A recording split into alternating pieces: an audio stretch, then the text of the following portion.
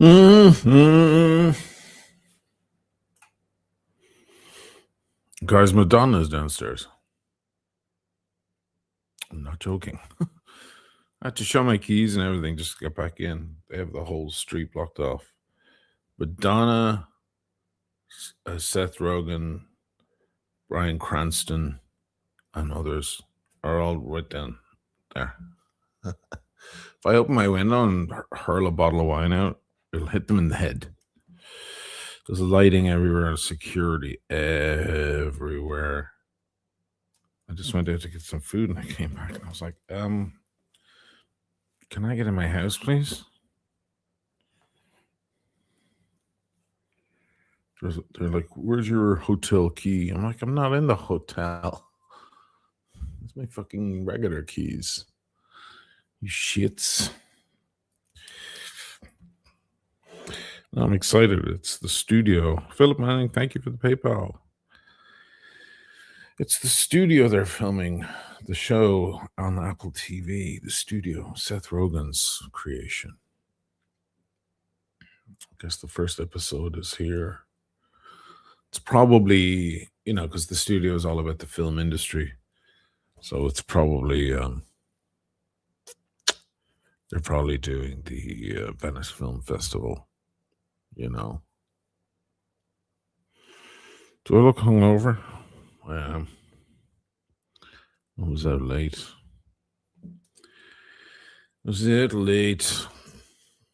Crazy day yesterday.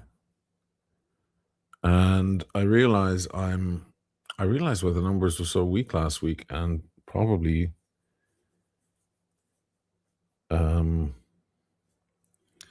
tonight because it's an hour late. I forgot that stateside you guys changed your clocks already. I forgot that. That was last week too. I was like, what the hell? What the hell? I just picked up a Barbaresco.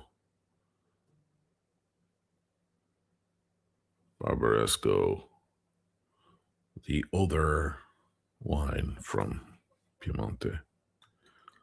Let's have a taste. I just want something soothing tonight. I just want something I can ignore. Okay, put on sad bastard music if you want. I don't want sad bastard music. I just want something I can ignore. What's that from?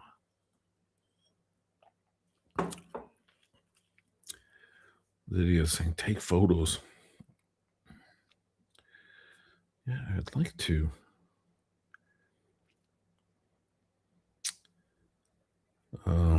She means of the set, She wants to see all the gear and the crew. Fucking gear everywhere. Walk around the corner and there's a big, huge tripod and a light. They're all over the place. It's a good background. I noticed as well they were shining a light across the river. It's like, why are they doing that? And then I realized the shot going down the slender street, and then you can see across the river, you can see the palazzi in the background. So they're lighting that up just to complete the. Yeah, it's funny how these the movie making world works.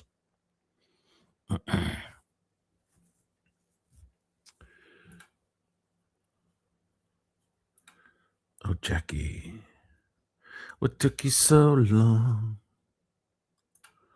I have the Cars in my head. What are you guys doing?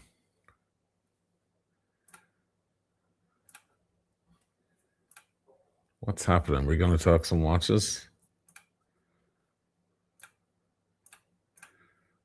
I got a message from a guy earlier on Instagram. I was like, do you mind if I talk about this? I won't mention your name. He's like, all right. He asked me a strange question.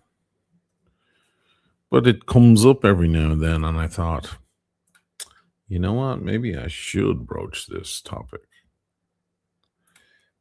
I'm just starting up Instagram here, guys.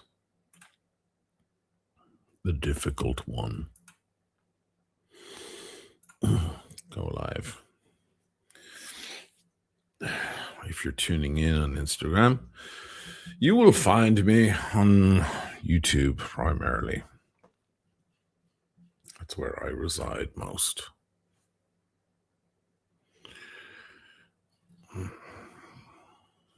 Who's in the room? Lots of folk. It's not too bad. It's picking up a little. And it's spring break in America. Okay. Yeah, it's a funny time of year. Actually, now that I think of it, last year was the same. Smaller crowds, but good. Good crowds. Good quality. Emmanuel, greetings from Miami. I'd be more excited about Bryan Cranston, says Nicholas. Yeah, he's just down there. He has a pink suit on. Looks weird. He looks very extravagant.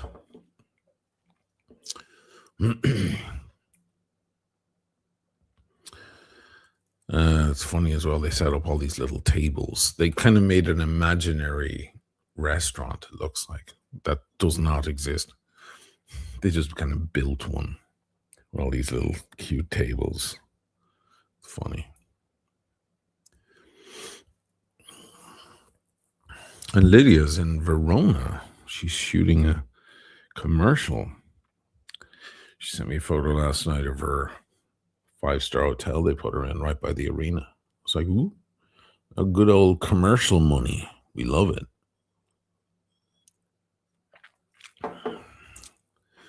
Tim Wright is right. Rest in peace, Chuck Norris. Any Chuck Norris fans in the room? Chuck Norris has passed. Do you want to hear something terrible? I didn't know he was still alive. A terrible thing to say. I didn't know. The TheoKarmaPhotography.com. How's your photography, Theo? Is it good? To be honest, I like that Oisin is real dude.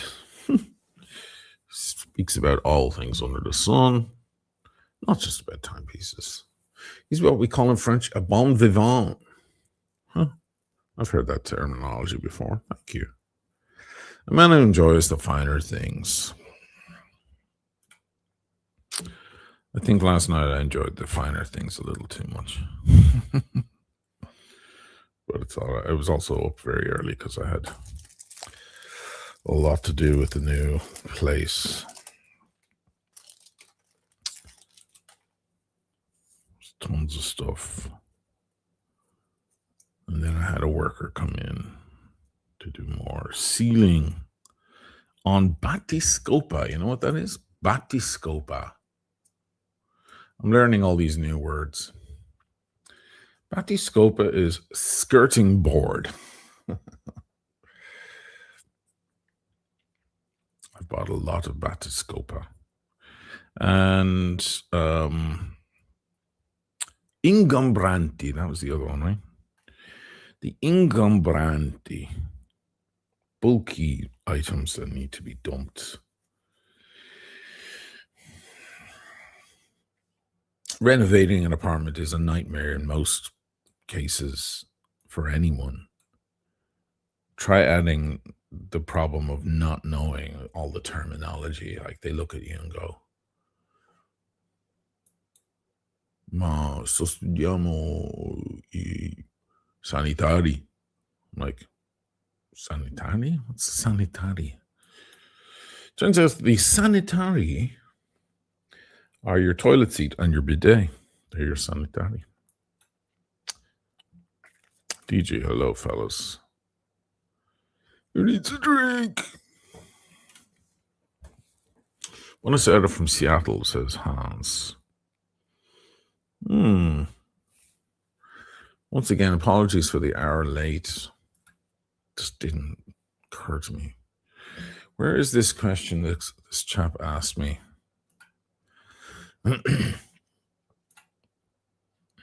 It's here somewhere. I won't pull it up on the screen because that'll give away his name. I don't want to do that. I am heading to Venice in a couple of months from the west coast of the United States.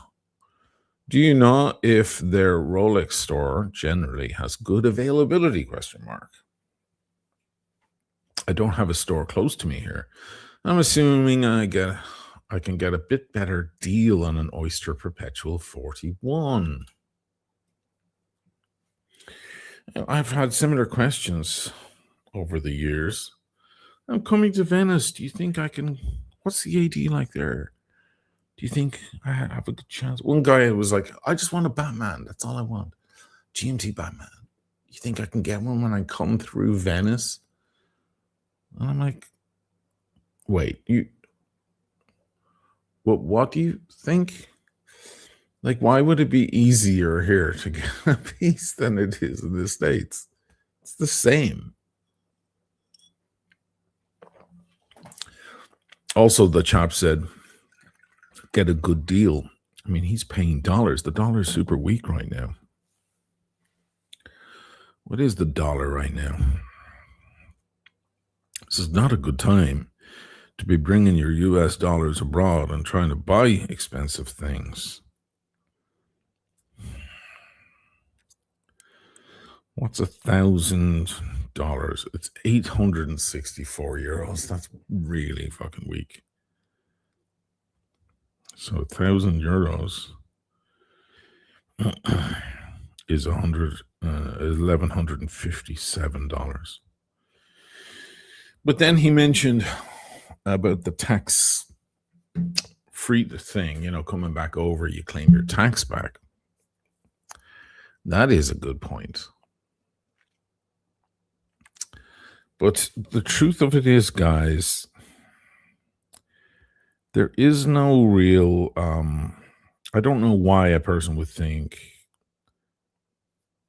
what did he reply here? He's like, I hear the OP generally has better availability than others. Not necessarily. Depends which one.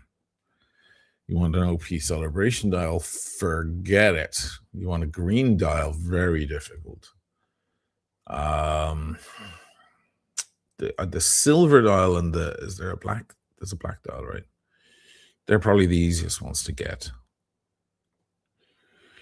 But they're not. No, OPs are very affordable. So that makes them hard to get also, because for $5 or $6 grand, you have a Rolex in your wrist. You don't have to spend 25. 30, whatever. Or 12. You walk out and you have a Rolex. It may not be the flashiest of Rolex, but actually a lot of people like it for that reason. Everything I've seen reports that the VAT refund actually has some advantages other than buying in the States. Well, that is true. You can get your VAT. You're supposed to declare it then when you get back to your home country, but people don't do that. Fine. Just wear the watch.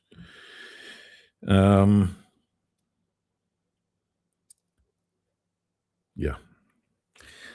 And listen, the Italians, they love their Rolex, man. They love their flashy shit. That's what Italians do best. They love their Gucci and their Ferragamo and their Brunello and their Rolex and their Audemars Piguet and anything expensive and chic and all. That's what the Italians do. Most of the brands I just mentioned are Italian. They designed the Ferrari and the Bugatti, or as Andrew Tate would say, Bugatti. So I don't know what this impression is. Do you think that the people in the United States are more into luxury items than the Europeans? I would say the contrary. I'd say it's harder to get a watch here, especially that it's Venice. There are two ADs within 100 feet of each other here in the square. Rolex ADs, like proper ADs. 2. Utah, get me 2. And I would say that I mean, they have all the same rules. You have to have a spend history. Unless you want to walk in and buy some solid gold piece with mother of pearl and diamonds all over it that no one wants, that's way overpriced, and you lose 40% the moment you walk out the door, they might sell you that.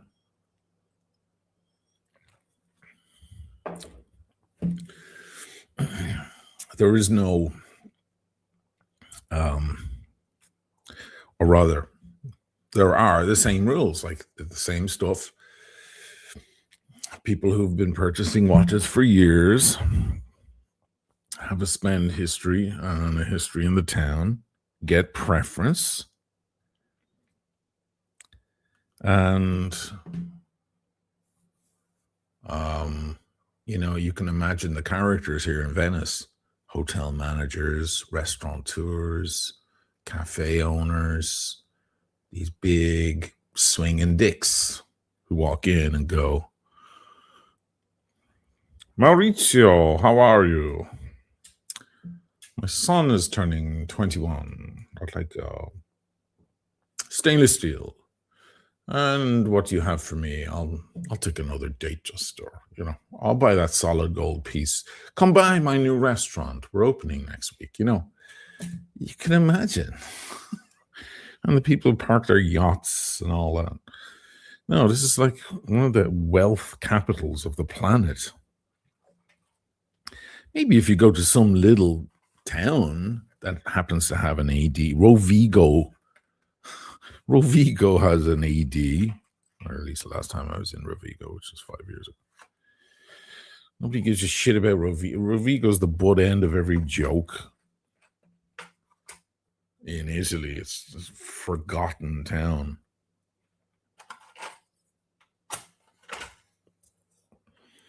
But their AD is so tiny. You think, how many pieces do you think they're getting allocated? They probably see one Submariner every year,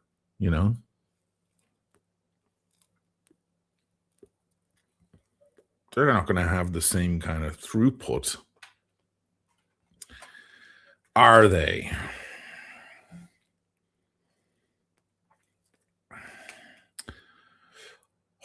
All men are equal in God's eyes. Are they? What's that from? How well are you trained in music? Oh, I know a little. I studied as a child here in Vienna. Ah, then you must know this.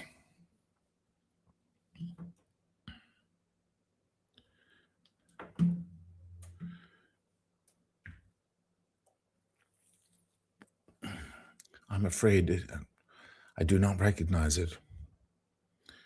It was a very popular piece in its time. I wrote it. How about this?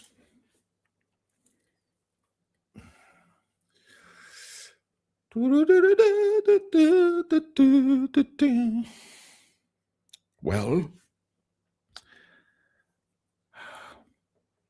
I'm afraid I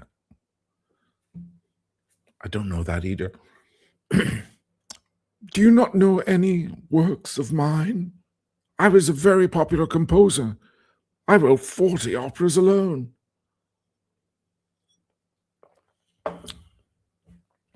Ah, what about this? Oh,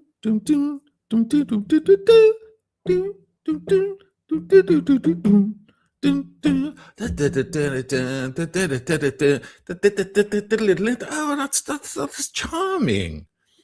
Oh, I'm sorry, I didn't realize you wrote that. I didn't.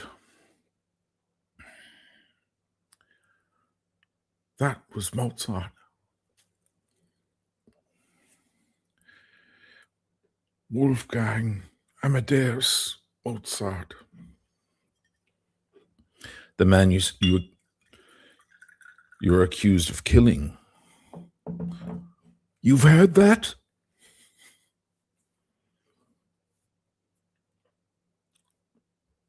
Well, is it true? Good God, man. If you have something to confess, do it now. He was my idol. Sorry, I'm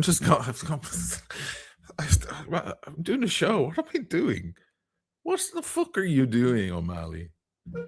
You're gonna just sit here and recite the entire movie? There's an audience trying to speak to you. Jesus Christ. Wake up.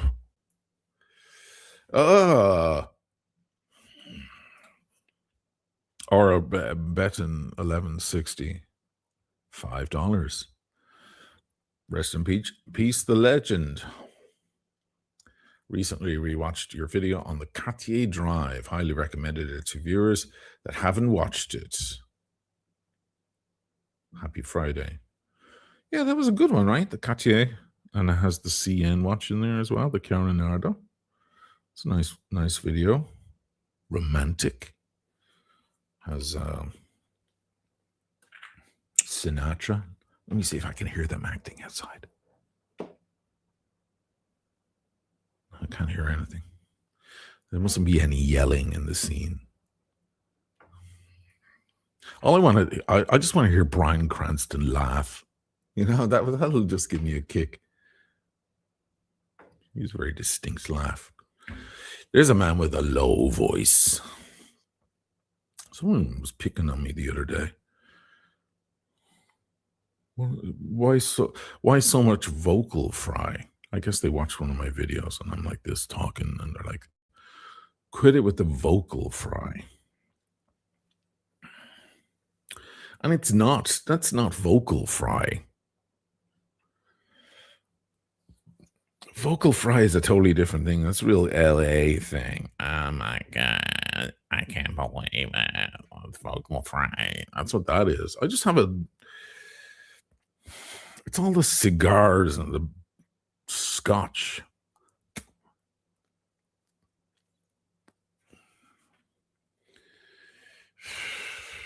He must get freaked out by every low voice, like everyone in Hollywood, every actor. I think, was it Matthew McConaughey who would try to remove the squeaky from his voice before the scene? He would bring his tone down and go down there. All right. He'd like to go down there because it sounds cooler. It just does. So he would do this thing to train himself, and he'd go and pound his chest. On the set of Wolf of Wall Street, Scorsese saw him do that, and he was like, "What the fuck is that?" He's like, "I like to do this, get my voice down." And he's like, "Can you put that in the scene?"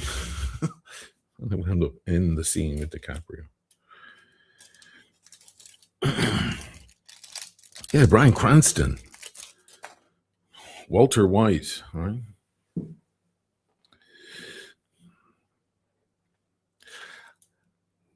What was her name? Skylar, I have no idea.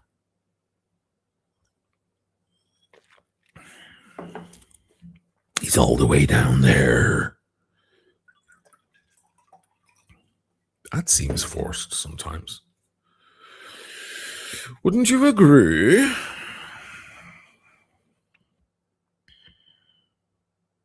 DG Wolfie.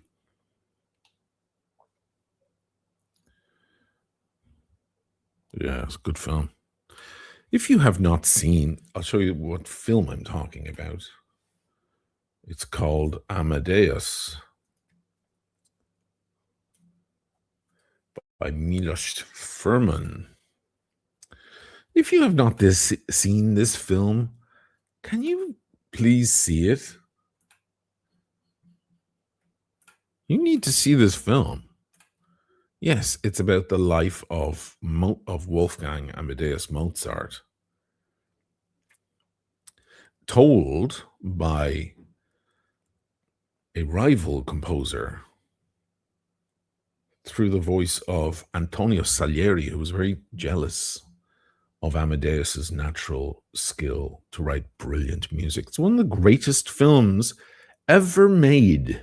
And if you don't care for classical music, it doesn't matter. You'll still find it really, really interesting. Tom Hulce plays Mozart.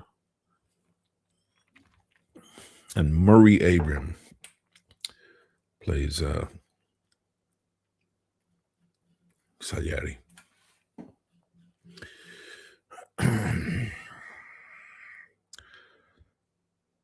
Well, the plan was simple. First, I must get the death mass, and then I must achieve his death.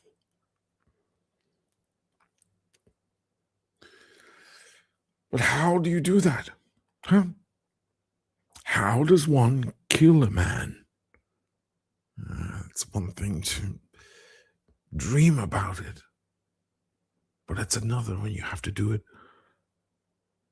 with your own hands.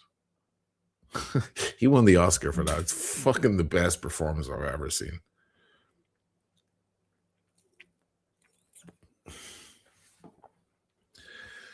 Only 8 upvotes. You gotta be fucking kidding me. Are there only 8 upvotes on this video? What is wrong? Let me see. There's 14 now. There's over 300 in the room, you lazy shits. I know it's because you're just captivated from my incredible impersonations of Murray Abraham. I forgive you.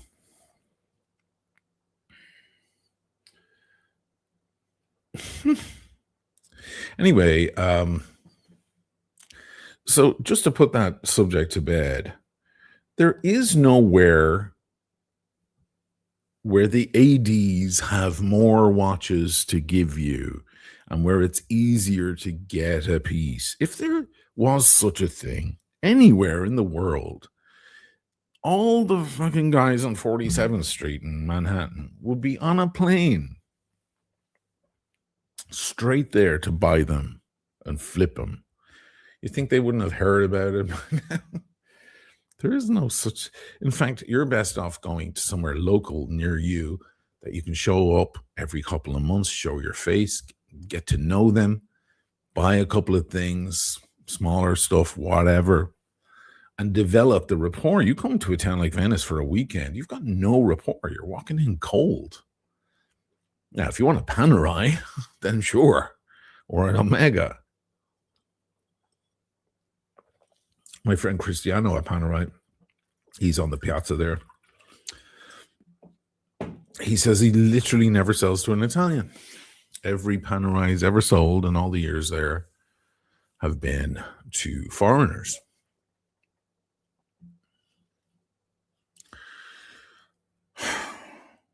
So,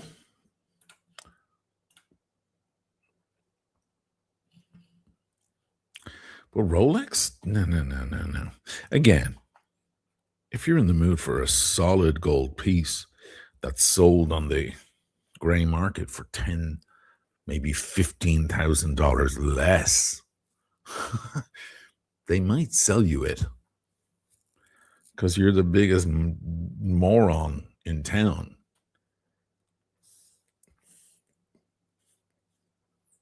Unless you're made of money and you don't care and you just want the AD experience, and God knows there's lots of those people in the world, do not buy a solid gold Submariner from the AD. Go down the street, find somewhere else, find a reseller, and buy it from them at a serious discount.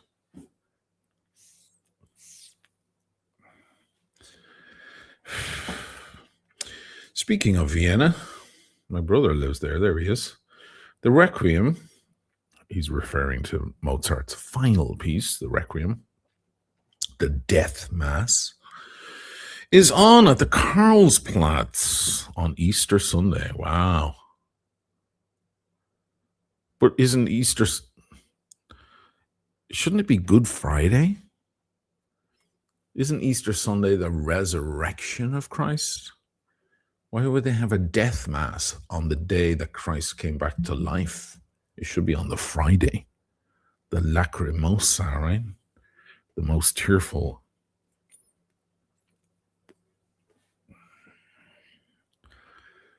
Kyrie eleison, all of that. Theo Karma says cruise ships. Now, I have heard that sometimes cruise ships are loaded up with Rolex. That the Rolex, that you find some Rolex ADs are on fucking cruise ships. Can you believe it? And they're obviously they're not docking everywhere. They're kind of, they're setting off wherever they're setting off, and on a long, month-long cruise, and they're given a certain amount of watches.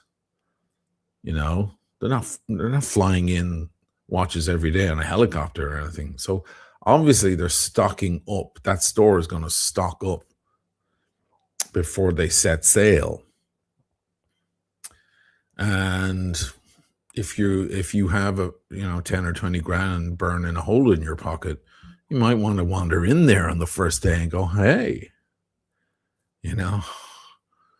I'm here for the whole 3-week thing or month-long thing.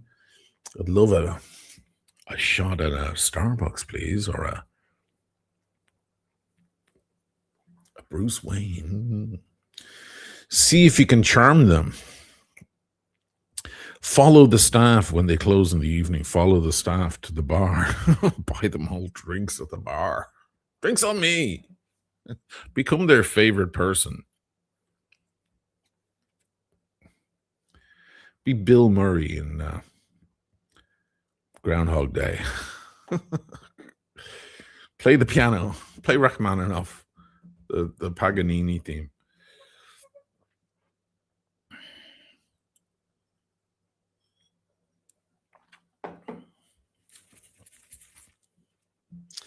Save the guy from choking on his steak. So yes, I've heard that that's the thing that they, once the cruise comes back, then Rolex come onto the ship and take whatever didn't sell or whatever, So maybe there's an incentive for them to move their inventory, right? I believe that's how I got my my AP from the boutique here. I mean, I think there was a few factors that kind of collided.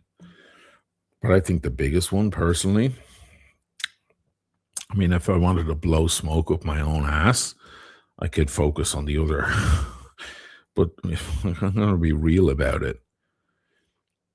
The truth is, it was probably driven by the fact that the boutique was closing for good here in Venice in 10 days or 2 weeks after when I walked in, or less, I think. So I think they just kind of went, oh, there's that guy again. We like him. One of the staff was like, oh, you're the guy that they all ask about when they come in here. And I think the manager there just went, you know what? We still have a few of these pieces. We're supposed to get rid of them. I really think that was it. He's like, you wanted the Green Diver Royal Oak offshore. I was like, yeah. Where are you going with this? He goes, I have it for you. I'm like, don't lie. You could have called me. I just reminded you that I exist, and someone else probably turned it down this morning, and now you're like, fuck. I want to sell all the inventory before we close up shop here. They closed the boutique here. They closed the one in Florence. There's only 3 places you can. They changed their whole outlet. There's no such thing as an AP store anymore, an AP boutique. There's only AP House, which is like going into a bloody hotel or something. It's got a reception desk and you're taken to an elevator and shit. It's like, it's not even It's completely weird. It makes Rolex look like they're giving fruit away at a market.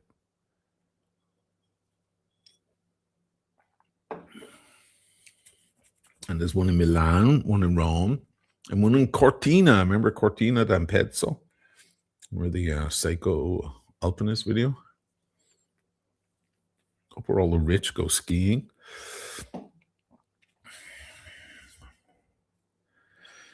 Ray's walking home. Third Guinness was enough. Pub full of tourists. Really? Apparently there was nice weather over there today. In Britain as well. 20th century boy. I went into a Rolex AD on Grand Cayman Island. I asked if Batman was in the house. They told me that they turn on the bat light all the time, but it's not working. I see.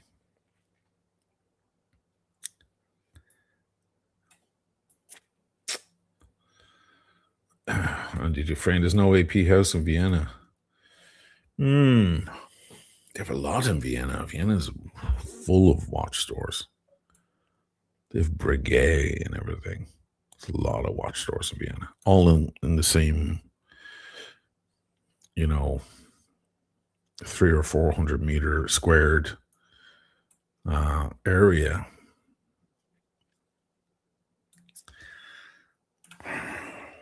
Vaughn, 21 upvotes.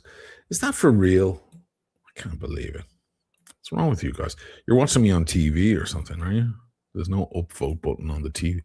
Open your phone for a minute. Help a bro out. Kyle, what's your favorite scotch to drink? My personal favorite is Kale Ila. Love the peaky, smoky stuff. Yeah, Kale Ila is quite peaty and quite sweet at the same time. Whereas you'll find a Lagavulin will be peaty, full stop. Well, you've named two of them that I really like. Well, I named the other one, Lagavulin. I do like a Talisker, but I don't like the old Taliskers. Like, you can get a Talisker 25, but it's not worth it. It's not worth it. Talisker 10 is the best one. Just the 10 years old. Just says 10. That's a nice sipper. You can sit with a bottle of Talisker 10 all evening and it'll tell you all sorts of funny stories and keep you company and kiss your fevered brow. Some scotches are just, they're for having one. Like, you get a Macallan 25 or something, or 30. It's for having one shot to celebrate the birth of your new child or something like that. It's not something you can sit down and sip on. A 10-year-old or 12-year-old whiskey is the sweet spot for a nice sipper. Once it starts getting mad old, things get very heavy and complex, and she's a high maintenance lady. She'll make you sorry you ever dated her. She's not fun to be around. She's constantly looking in the mirror. Right now, everyone's thinking, is Oisin still talking about scotch? Yeah? Okay. By the way, I haven't done a wrist check. I am wearing the Vacheron Constantin Historique Ultrafine. You want to see a close-up?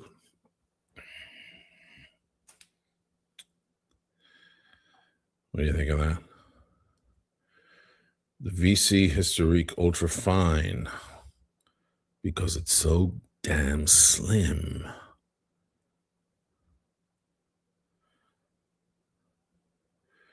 And yes, I've said it before. Even though he sells watches, even solid gold watches, not that I've ever seen one in the flesh, he does not wear them Donald Trump wears other watches, and this, in recent years, has been his favorite. It's the watch you'll see on his wrist most often. The VC Trumpster, Brad. Hey, I think it's a handsome watch. Extreme elegance. If I'm invited to a wedding or anything sometime soon, you bet your ass I'm going to be wearing this.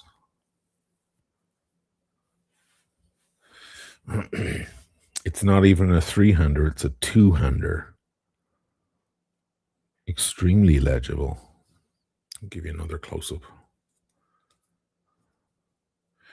The strap is a work of art.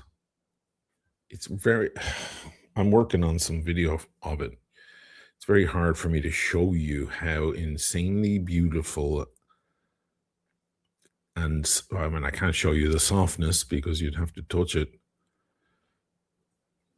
But the strap is absolute, just luxury, highest level. The softest, most beautiful, expensive feeling strap. And I have a lot of great straps. It really feels, you put it on, you buckle it, and you go, oh shit, you know. You realize you're holding something of just superior level.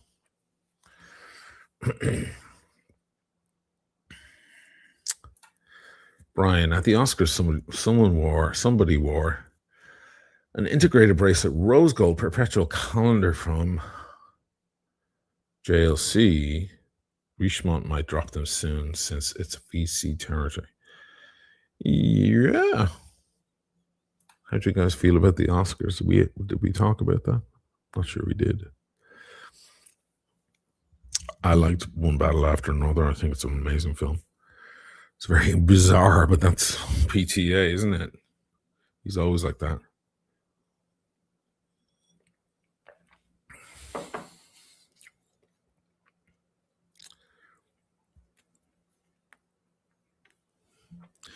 I tried watching Sinners. I got bored. So I did. I'll give it another shot.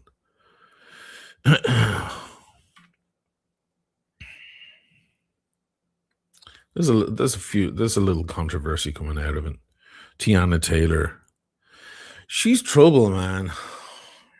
That's a very beautiful woman. But she's a little crazy. Like, you see her in interviews, she's a little unhinged. I can't tell if we're seeing her real personality or not. She seems to be overcompensating a lot.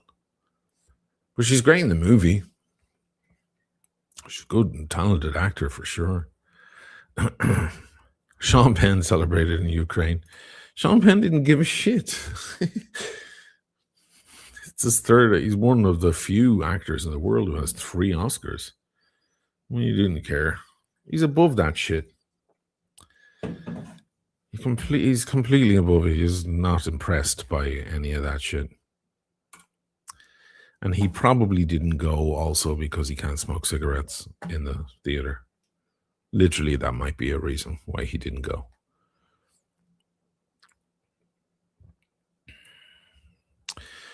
Brian says it was Robert Pattinson who was wearing the JLC. That's interesting. Valfe, Project Hail Mary. That's the new Ryan Gosling sci-fi.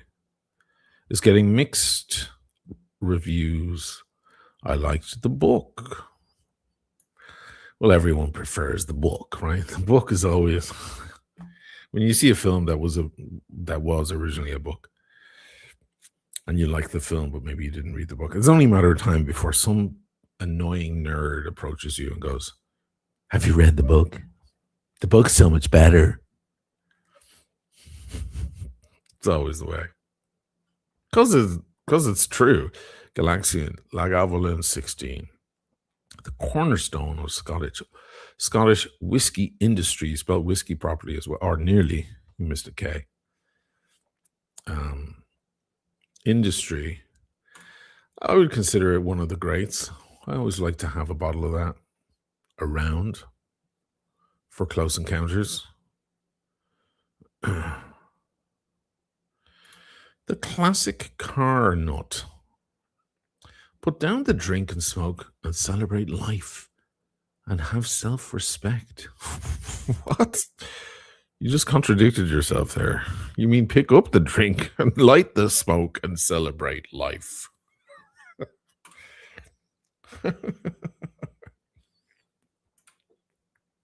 Mandelo. Do you still own your 1266-22? I do not. I missed that watch.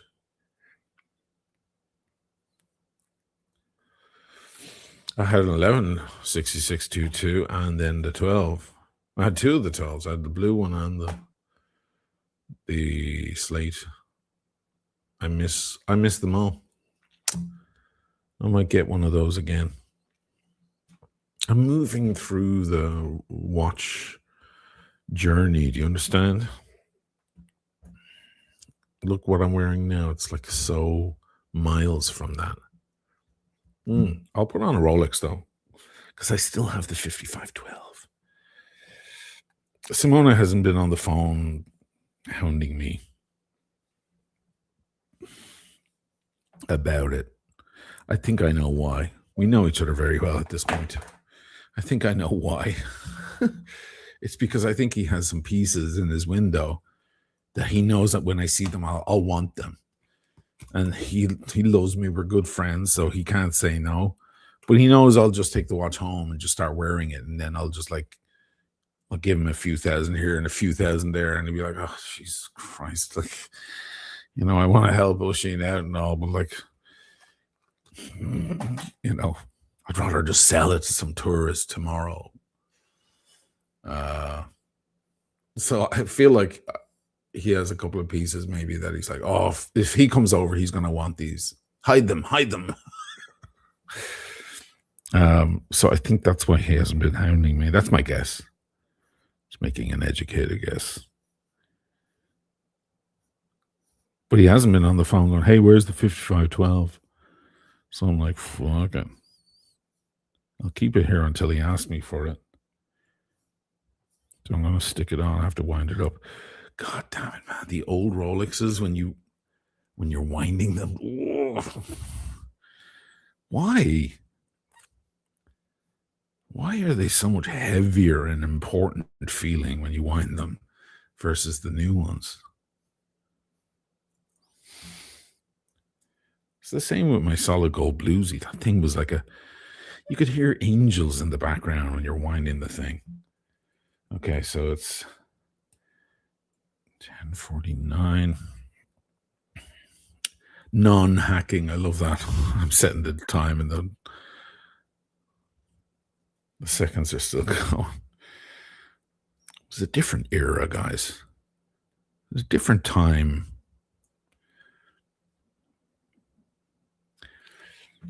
It's a different movie. It's a different shark. What's that from?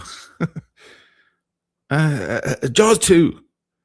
No, you nearly had it. You said Jaws 2, but it's Jaws. They're not the same. It's a different movie. It's a different shark. Anybody watch Father Ted? Shit was genius. Okay, I'm putting on a 5512. Very different watch. Still for sale? Jesus, guys, someone grab it, would you? Before I bring it back to him. And then it's gone forever. There it is, 5512, all original. From 1968.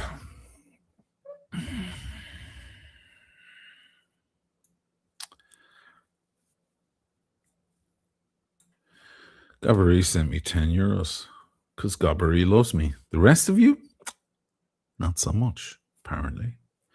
Sinners is unwatchable piece of crap. Stopped at 40%.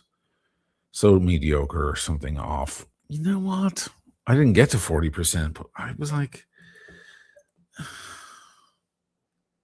I was waiting for a story to grip me or something. There's a huge. Do I want to even mention this? Will I get in trouble? Probably. There's a huge fucking discussion out there on TikTok and so on. That, Sinner should have been best movie, and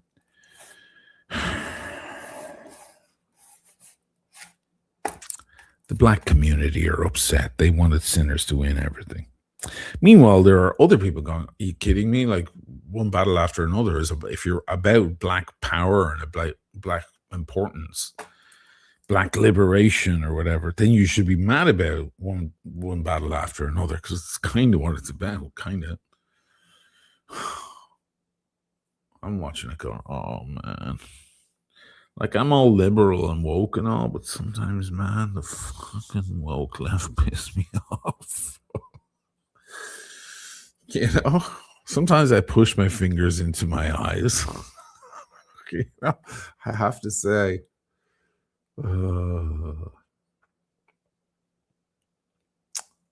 yeah.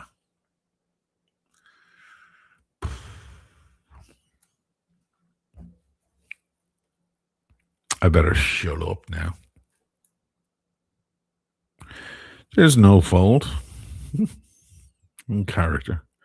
How are you doing on this non-rotating stationary Earth? Jesus. He's a flat earther. We were talking on Tim's thing. Tim's stream.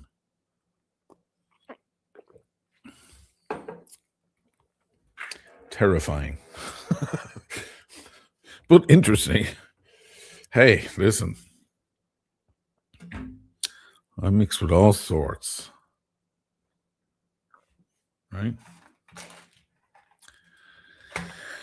Now I have a flat earther to put in my Rolodex, along with the various other characters. I relight this.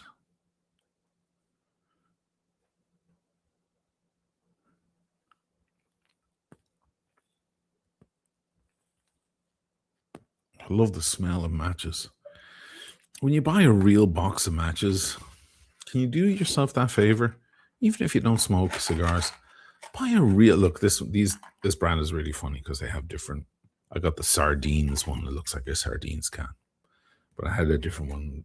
I had one with giraffes and I don't know, tropical flora on it or something. I finished it, but when you get a real box of real lighters or matches, first of all, the side, what is it? Yeah, words are disappearing. Works, on a cheap box of matches or whatever. You can never strike the thing. You can't say a striker. Yeah, there it is. On a real box, the striker is beautiful. You don't even have to push it or force it or do any sort of crazy gymnastics.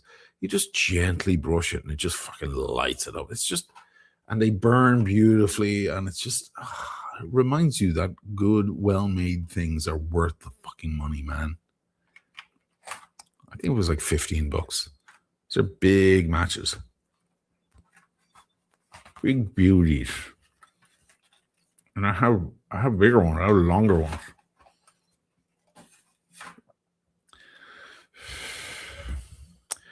John Schmidt became a YouTube member. Thank you, John. Looking well. Looking handsome. Thank you, sir. Well, now you can see all those silly lives that I keep doing out on the water in the afternoon. And if you became the high level one, the Whiskey Cigar Lounge, excuse me, then you'll have access to the WhatsApp group. We're a good bunch. The nicest guys in the watch world are in my WhatsApp group. We share photos every day, wrist shots, and photos of whiskey and cigars and food and luxury lounges in airports and stuff like that, Brad, get a Zippo. Brad, I have a Zippo. I have the Zippo to beat all Zippos. It's classic brass. I had it overhauled about 5 or 6 years ago. It belonged to my father. It was his prized possession. Unfortunately, it's one of my regrets. I've said it before. I never made enough money before he passed to give him a Rolex. If I could go back in time, that's one thing I would have done. Giving my dad a Rolex that's it. Like, it would have been the greatest thing. Anyhow, we can't go back in time.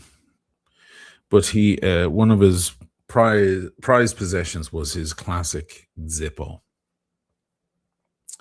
And when he passed away, I made sure I got that. And I have it here.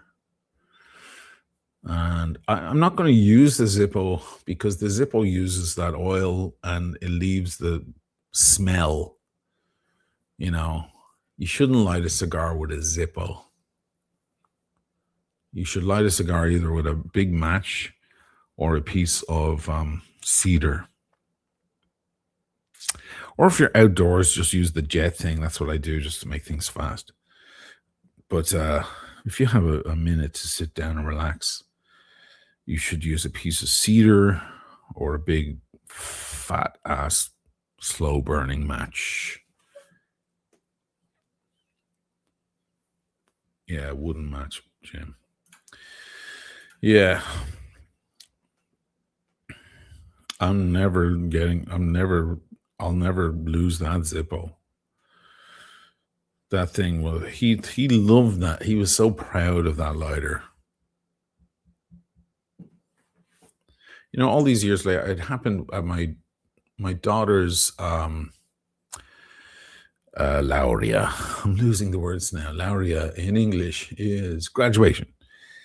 Last summer.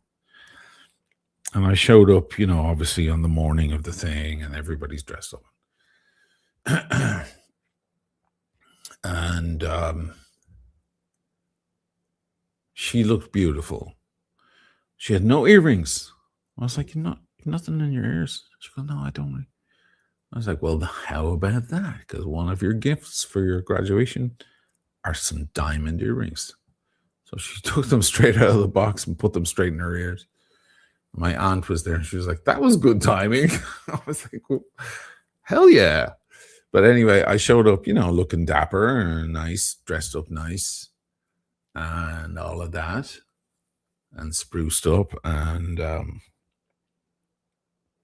wearing fragrance. I can't remember what I wore, Penhaligon's or whatever.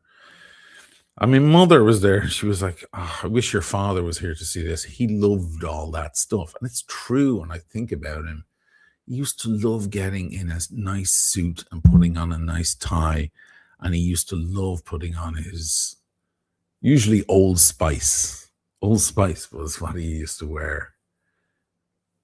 And you might shit on it, but actually Dirk Kennedy from the Eyebashers, who is a fucking expert on fragrances, swears by Old Spice. He was like, you know what? Don't shit on Old Spice. It may be on the cheap side of things, but it's a rock solid fragrance for men. So if you're not going to listen to a New York gay who knows everything about the sartorial world, I don't know what's wrong with you. So I'll take him on his word with that. I feel like if I smelled Old Spice again today, there'd be a flush of memories. But yeah, so that's what I'm saying. Wouldn't it have been great? Stop thinking about that, O'Malley. I just, every now and then in my head, I go, God, a nice white dial Datejust 36, like a Harrison Ford, the Buckley dial. Fuck me. Anyway. So now what I do is I give my whole family watches just to try and to fill that empty vacuum in my soul. I'm trying desperately to make up for it. Here, take. That looks great on you. Take it. Yeah. Just trying to compensate.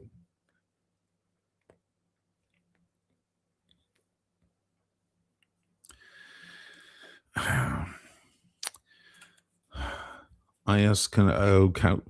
can't even read that name, so sorry, man.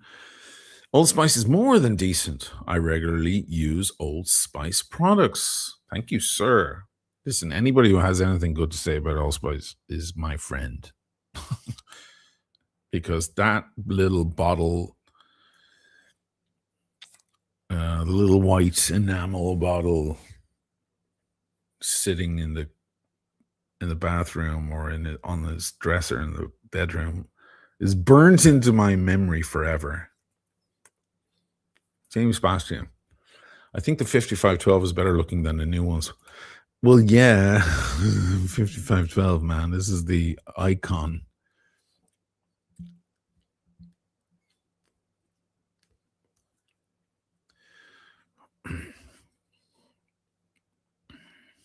Kyle, can I be in your family? It's a disposition. Last Christmas, I was over and I just brought a load of watches. I just started handing them out. My poor mother was fucking having a heart attack because there were guests at dinner that I didn't even know. Next thing they're like, I was like, yeah, take it, looks great on you. You know, my mother's in the background. Did he just give him that fucking $2,000 watch? I was just showering people with watches. Actually, it was really nice because my brother-in-law, turns out he didn't have a nice watch and he really liked the one. And his sister, she's from Turkey, and she's the sweetest human being I've ever met in my life. And it turns out she's a big fan. She's like, I always really marvel at beautiful watches, and this is like the best gift. I just love giving, you know. I much prefer giving than taking. I can't accept. I'm awful with gifts. I don't know what to say. I feel awkward. But giving, oh man, that's my favorite thing. I don't want accolades or big thank yous. I just anyway.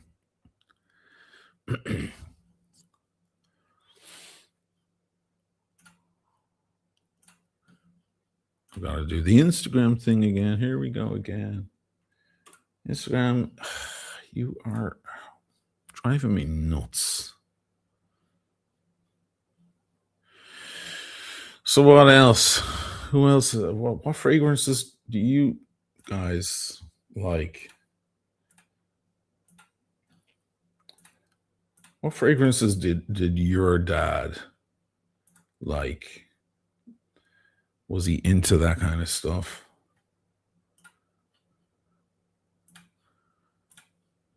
Did he have enough money? Well, the good thing about fragrances is you don't need to be rich to wear a nice fragrance. You can get expensive fragrances, but you don't have to. There are a lot of very affordable fragrances that are very masculine, and there's feminine ones too. That won't break the bank. Michael says my dad likes high karate. I'm not an expert on fragrances, so Pierre is wearing his Palm 335 mini forklift. My dad was a brute guy. Nice to see it making a comeback of sorts. Photo Dave Jacks, Aqua Velva. Look, everybody's got a dad with a favorite. Jim, my pops had a bottle of Old Spish. I don't even know. We need Dirk in the room right now. He'd know all this stuff, especially the old stuff. English leather always reminds me of my dad, DLWC. G Medina, my dad liked Aramis. You see what I mean? Everybody's reminiscing about their dads now. I'm sorry, fellas. That's my fault. Microbiologist wears Maison Crivelli Oud Maracuja. Jesus. That sounds pricey. That's all I can say. Andrew, have I missed Dushing playing guitar? No, I'll do that next week. I didn't have time. I was too hungover and weird today. I'll set that up for next week. Sorry about that. I know I promised. I'll do it for next week. Anthony Davies. I do like Creed, but it's going too expensive.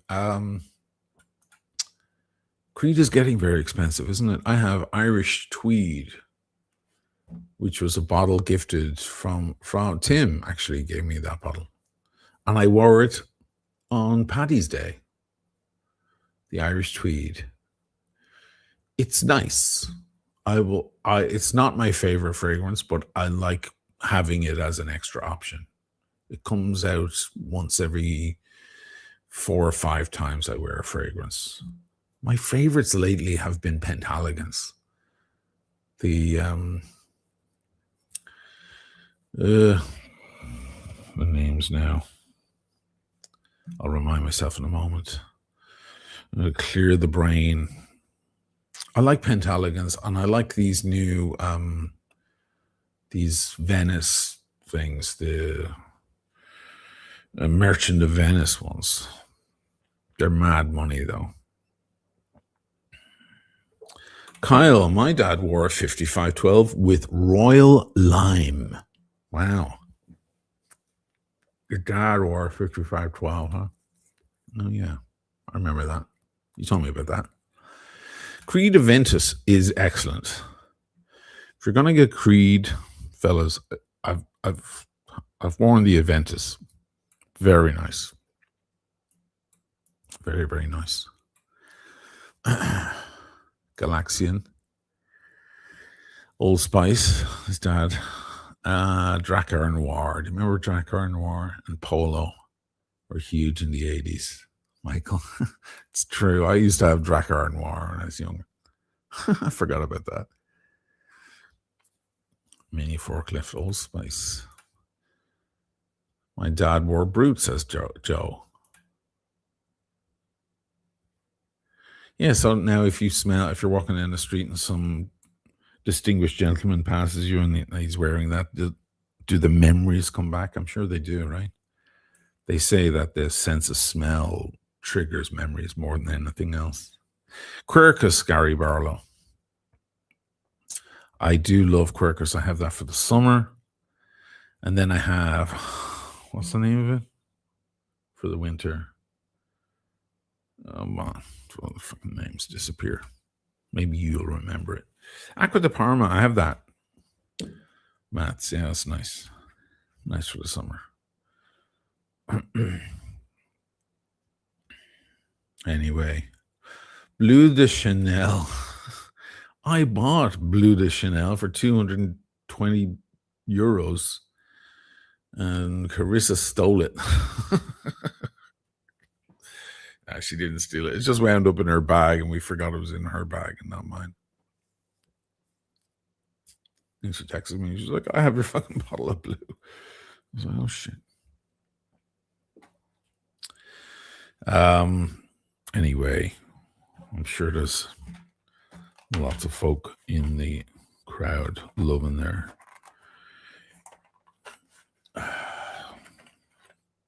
fragrance.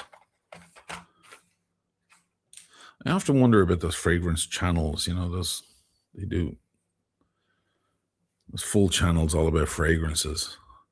How do they do that? Like, we can't smell anything. At least with watches, I can show you the watch. Like, we have to go on their word entirely. The only thing we can judge is with our eyes. We can judge the shape of the bottle. Big deal, Weird.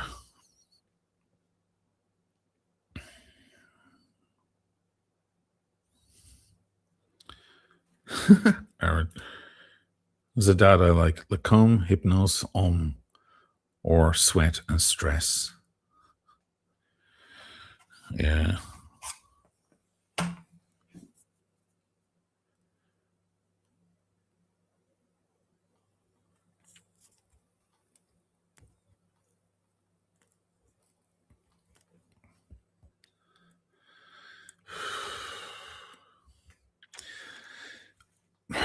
Coming back to the Oscars for a moment, I really enjoyed them. I sat here with a bottle of wine and a friend, and we we had chocolates and wine for the evening, and we watched the Oscars till 4 in the morning, and I really enjoyed it. It was shit. Like, it wasn't a good show. The jokes weren't that funny.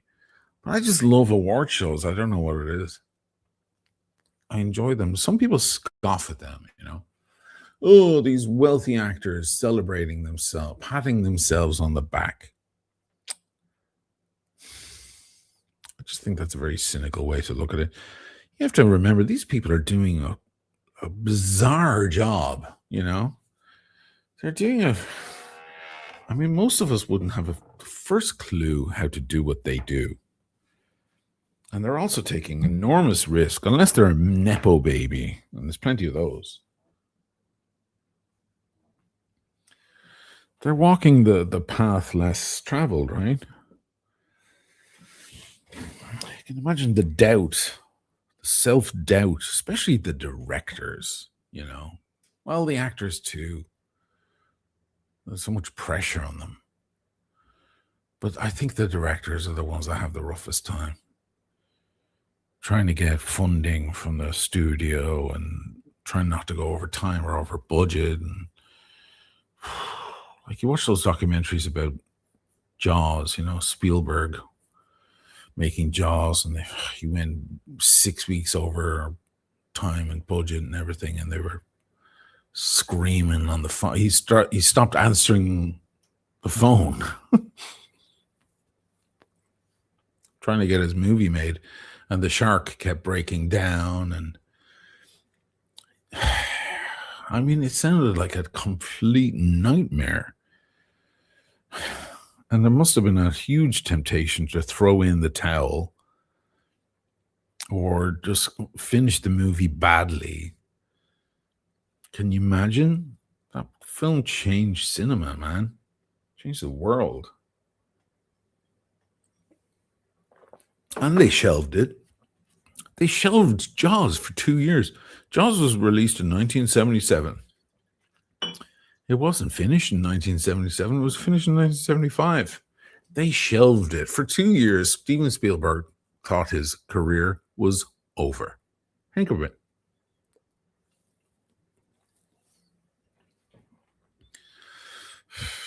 I just think that it's an amazing accomplishment. I mean, just look at they're filming downstairs. It doesn't sound like there's any commotion. They're probably finished. But what they're doing is there's just fucking people all over I was at the bus stop earlier. There was 2 dudes standing there, ominous looking, tall black fellas. I wasn't even anywhere near the crew or where they're shooting. And I saw they had the badges on, the things around their necks. They're fucking security, making sure nobody weird is getting off the boat that might be looking to kill Madonna or whatever. But the crew is just like gargantuan. There's gear everywhere. There's hundreds of people just to shoot a couple of scenes with a couple of people in it. Think of the coordination and the planning and all of that. And then the competition, you know. You make a movie and you think it's good, and then somebody else makes a movie about a similar topic and it makes more noise, and everyone's like, your movie was okay, but that guy's movie was better. You're like, all of that stuff going on, you know. It's real easy for us fatzos to sit on our couch and scoff at these people. You know? But I don't know. Jeffrey Madonna's so gross. Sure, yeah. Yeah, I've never liked her as a person. Monster. Jaws scared the bejesus out of too many people. Photo Dave Jack's Apocalypse Now, right? Took him 5 years to make it. Nearly killed him. Nearly killed Coppola making that film. Koski, what's in the glass? I'm having some Barbaresco. I'm always having Barolo, right? Barbaresco's the sister. Barolo has to be worked for 3 years. Barbaresco's 2. And it's very similar to Barolo, but it's a bit more it's a bit like lighter, brighter, you might say. It's got some kind of strawberry raspberry thing going on that Barolo does not have. You know, Barolo has a kind of a licorice tar element going on, whereas Barbaresco doesn't. It replaces those two flavors with kind of a raspberry tang, slightly. It's a bit more alive. It's a bit more awake. You can spend a lot of money on a good Barbaresco. This is 14%. It's a good strong one. If you get a Gaia Barbaresco, that's going to set you back 500 lids.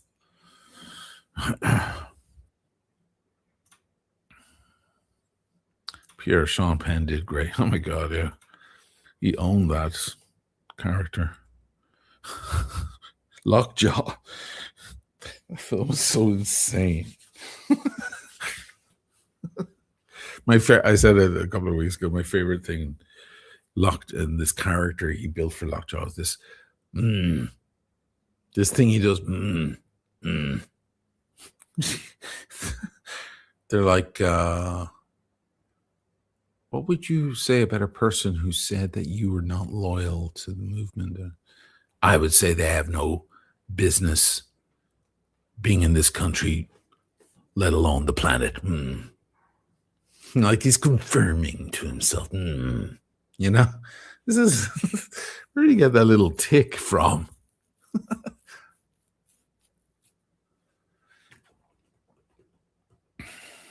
And then he just fucks off to Ukraine. And the guy's amazing. People hate him and he doesn't give a shit. I love that. That reminds me of someone that I know. A little bit.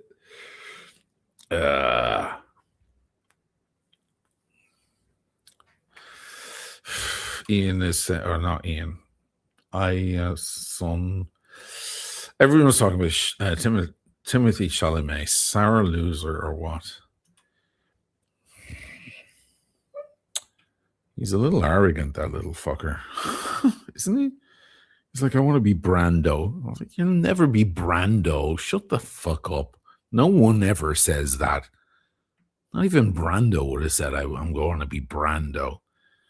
Shut your mouth. I don't know. Yeah. He's a great actor. Listen, he's a great actor. He definitely is. But man, something up with that dude. I don't know if Michael B. Jordan was the greatest performance of the year, honestly. I'm not going to say anything about what I think about that. But anyway, actually, I think DiCaprio should have gotten it. I think DiCaprio's performance was better than his performance in The Revenant, which is what he got the Oscar for. DiCaprio's a super dick, but man, that fucker can act.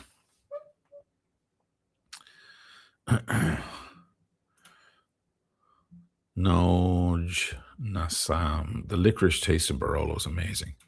Yeah, it's like a play between licorice and tar, right? Oh yeah, you're preaching to the choir with me, with Barolo, man. Big Barolo boy. Yes. Joe just had a great Barbera d'Alba. Nice. Barbera is a different grape because Barbaresco and Barolo use Nebbiolo, the elusive grape. Barbera is a different varietal. Then they have Fresa, which is another one. It's rarer. Andy, I'm glad you brought that up. Ethan Hawke was the best. So Ethan Hawke is everywhere now. First of all, he's a fucking lovely person. He just always is a lovely guy. He's a great, great actor. We know that. But he's everywhere, all over. So I know I'm going to show you guys because I know you guys don't do the social media thing, the Instagrams and the TikToks. But man, is he everywhere, because in a quick interview, he talks about heartbreak. And it's like people are saying, thank you, Ethan Hawke. You've just mended like 1 million broken hearts around the world. Let me see if I can find this clip. And here it is. You can share it over. Okay, here we go. And I have to unmute that. I'll share it over. Just so you guys can, I'm sure many of you have seen it, but I know lots of you haven't because you're not looking at social media much. Any advice for someone who also has a bit of an unrequited love theme in their life? The one who's in love always wins. Okay. Yeah, it doesn't matter if you get your heart broken. You're living. When you're feeling, you're alive. The sun doesn't care whether the grass appreciates its rays, right? It just keeps on shining. That's you. I'm gonna get that tattooed on my forehead, I think. Do you have? So yeah, that's the claim. I'm sorry the music was so loud. I just chose the wrong one, I guess. The sun doesn't care whether the grass appreciates its rays. It just keeps on shining. Jesus. Who knew that Ethan Hawke was like Buddha, When I asked him about more fucking life advice, holy shit, that came out of nowhere. So people are going crazy. People are like, oh my God, it's like the best comment ever on dealing with a broken heart. The person who's in love always wins. Wow. How the fuck did he come out with that shit all of a sudden? Just like on the spot. Jeffy watched Gattaca with Hawke last night. It's a good movie, Gattaca. Yes. What was his secret in the end? He never saved any energy for the swim back, right? It's a good film.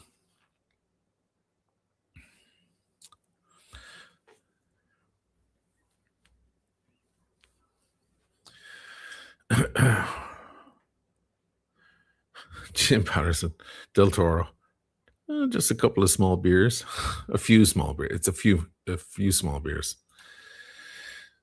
I've had a few what? A few small beers. That's the best line. I watched that film. I think I've seen that film 10 or 12 times now. And the second or third time I watched it with my daughter when she was here. I was like, have you seen it yet? She's like, no. I was like, well, let's put it on. And she burst out laughing to that line. I also noticed how alert she is with everything, the cuts and the way and the things said in the movie and so on. It's like I need to see the film twice or 3 times to pick up everything. She was picking it up on the first time around. I was like, you're old now. But man, she loved it. She was like, this is fucking great.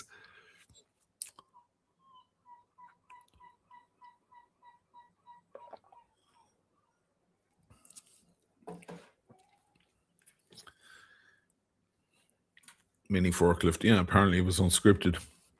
Yeah, he was just being sensei, right?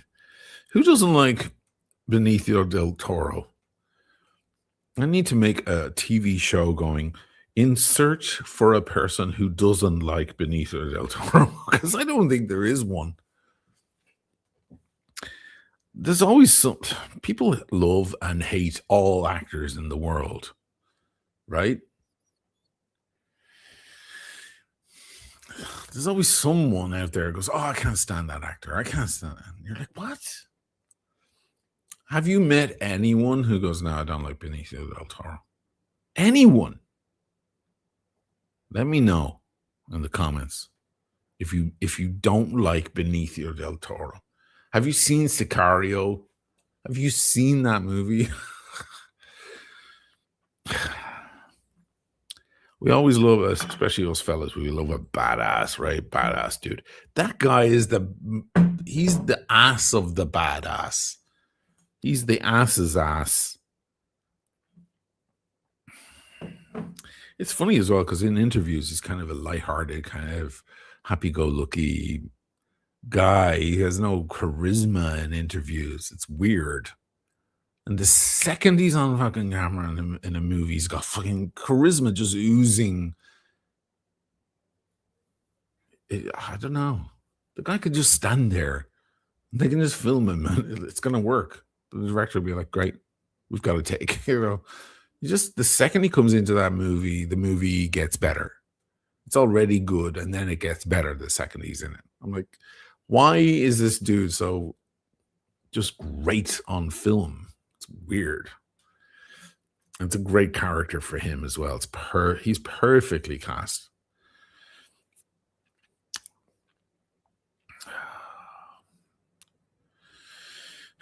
Traffic, yeah, that was a good film. Yeah, JX, RIP, Chuck Norris, yeah. We said that earlier. I have to admit, I wasn't a huge fan. I didn't mind him. He wasn't really on my radar growing up. I don't know why.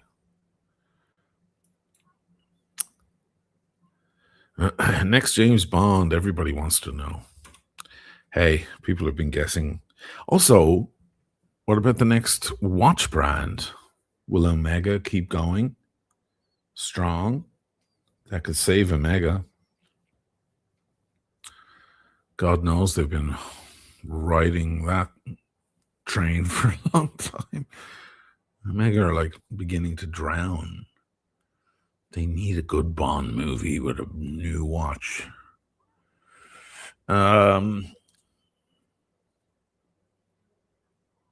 Doesn't fucking Jeff Bezos own it now? So it's probably going to be garbage. Ray got home and only met 2 banshees on the way. That's not too bad going, man.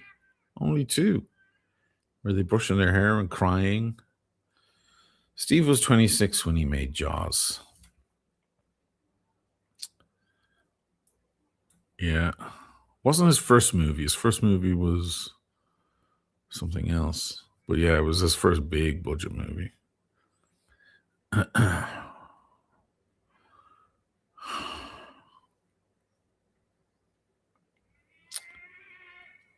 Seagulls are pissed off.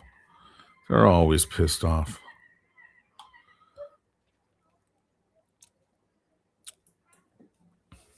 I'm glad. They deserve it. Whatever pain they're in, I'm happy. Goddamn beasts. Hey, salute, Pierre. Thank you, sir, for the super chat. Duel was his first movie. Thank you, Mac.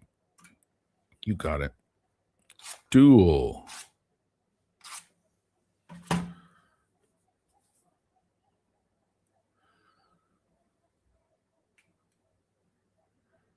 Yeah. Spielberg, man. Great movies. Close Encounters.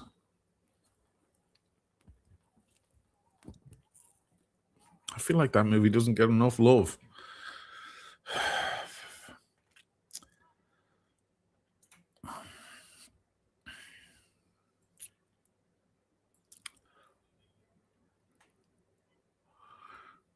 Nick says an episode of Columbo was his first directorial debut. Is that a fact? Has anyone found anyone who does anyone dislike Benicio? I saw somebody mention that, yeah, he played Che Guevara.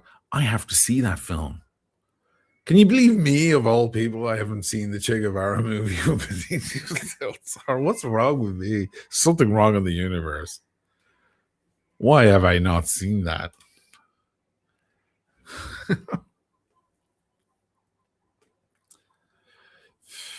Should I switch watch? 5512 coming to an end.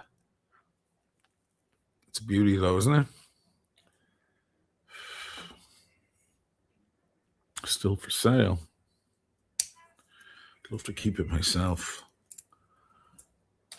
With the original bracelet, that's so rare.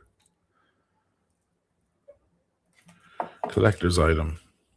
Let me put on this. This was a big hit the other day. I did a video on Rolex leaks, but I was wearing this, and this turned out to be the star of the show. Nobody gave a shit about the Rolex leaks. Everyone was like, "Oh, I love your fucking Tudor, fucking badass." Tudor Chrono Steel and Gold. Yeah, baby. Mini Fort. Swap you the 5512 for 3 of my Gibson Les Pauls. Okay, what are they, standards? That's about right, actually. Well, it depends what year they are. 3 Pauls for the 5512. Is there a gold top in there or a Black Beauty? Let me know what they are. I'll consider it. I know someone who might want to play those.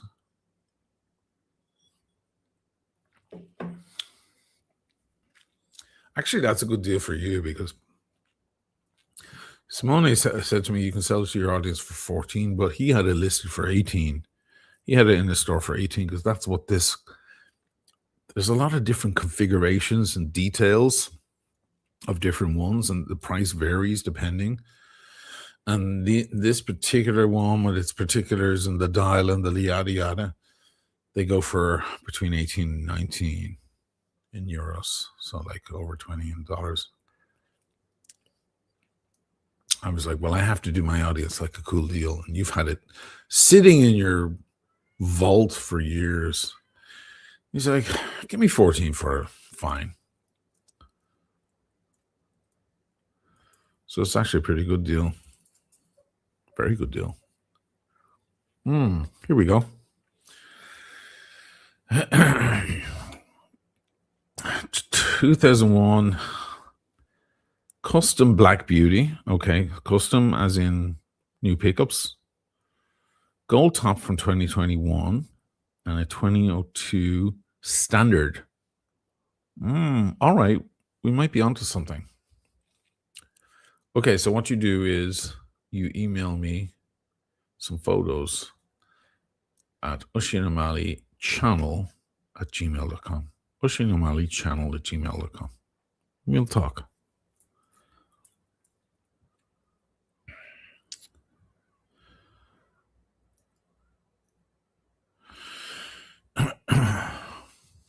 The best of those is probably the custom Black Beauty because it's older. No, they're all good. The 2002 standard is nice. Yeah, and they go for what, $4,000 each? You're a little bit shy value-wise, but hey, maybe it'll be worth doing. I don't know. Let's entertain the idea. We'll at least have fun exchanging banter and ideas about it.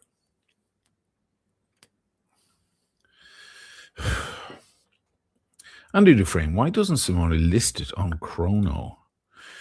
Simone doesn't like work. He only has a few on Chrono 24. He's not crazy about it. He prefers selling in store. It makes him nervous. The shipping and all makes him. He's a very kind of nervous guy. He's very proper, prim and proper about everything. He doesn't like to take any risks at all. I keep telling him I'm going to drag him to the casino one night just to fucking shake that out of him because the casino is all risk. And I'm just looking forward to seeing him put down like 200 euros on black on the roulette table and seeing him sweat.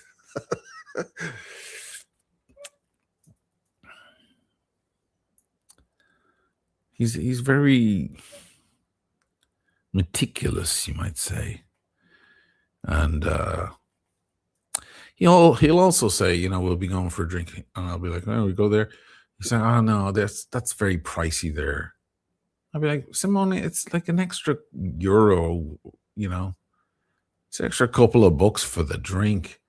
Why are you such a penny pincher, man? You have a fucking watch store with like 3 million euros of watches in there. Why are you such a... He's just like that. It's just his character. But yeah, he gets very uptight about it. I've seen him like fold receipts, you know, these long receipts. I've seen him like he rubs them on the end of the table to flatten all the creases out, and then he folds them and puts them in a laminate. I'm like, dude, you're so studious about this stuff. If I had a watch store, it would be a total mess. The place would be a fucking shambles in there. It'd be like cigar ash on everything.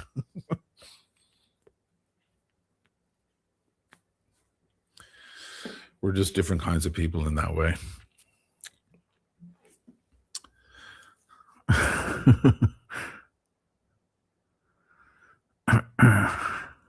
Chrono's non-personal.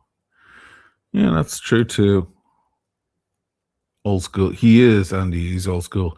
He still closes during the day, like, you know, siesta at noon, or is it 1? He closes till 3. I'm like, why are you? That's what they used to do in the 80s and before in Italy. You don't do that. That happens in little towns in Italy, not in big towns, not Venice. You don't close for siesta. There's thousands of tourists coming by all day long. He's just kind of stuck in his old-fashioned ways, I guess. His sons keep telling me, can you tell our dad that that's stupid that he closes? I'm like, I'll do my best.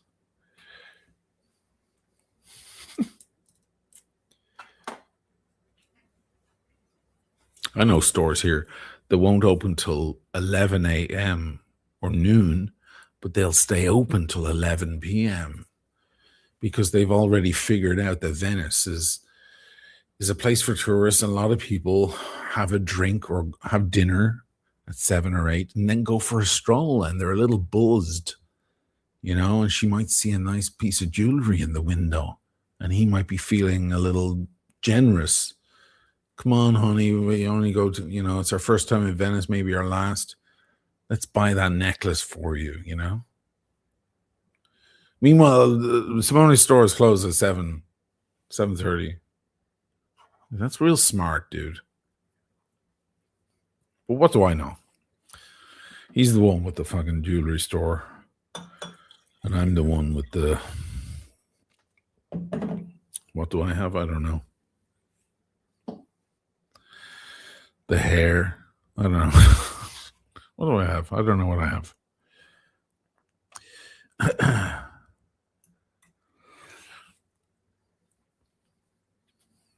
Maybe he's the Sean Penn of Venice. Italians need their nap. I don't know if he naps. I think he just goes to have lunch. I don't think he naps. That's old school stuff.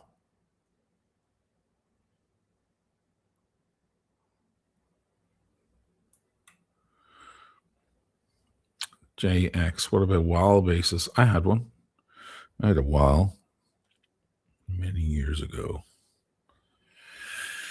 They are very weird. It was like a computer inside a beautiful wooden table.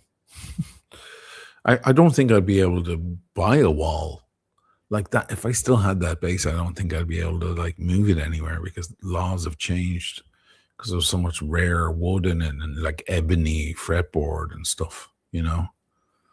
There's like endangered species on the in the body, you know. There's certain guitars you can't travel with because they're banned, like certain woods in them or whatever, or stones. They're banned, you know, in different countries. I think the WoW probably had like the most exotic possible materials used. I can't quite remember. 20th century. He likely has his reasons and just wants to enjoy his life. Yeah, he does. I know. DR, you have a strong liver. That's right. He's got the beautiful jewelry store, 4 generations deep in the most beautiful city in the world. And I have a strong liver. There you go. That's what I bring to the table in our friendship. Was I going to talk about anything else tonight, or was I just going to fuck off like an idiot here? Was there anything else? I have my notes here. I send myself during the week. Iran never had a new... Oh, yeah, of course. There was that too. Yeah, there was no threat from Iran at all. It was totally invented. Bullshit.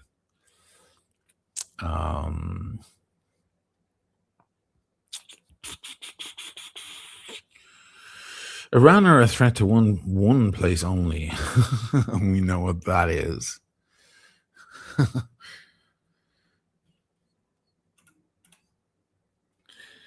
And that then stirs the pot. We know how it works.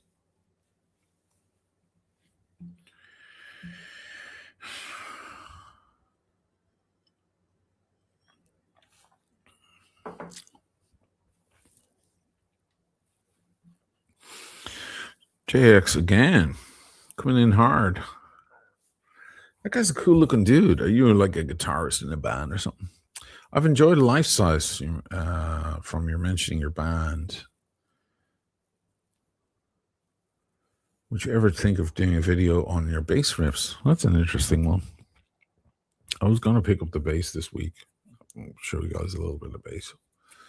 Maybe I'll do that next week. That's a good idea. Life size. That was our first studio record, produced by Jerry Harrison from the Talking Heads.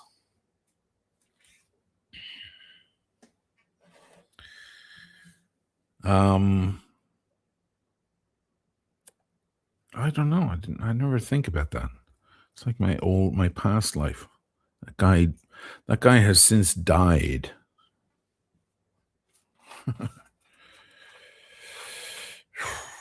It's an idea.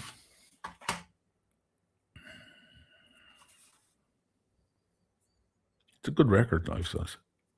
Very clean.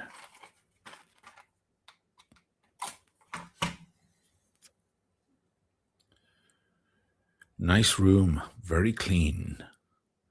There's a quote for you.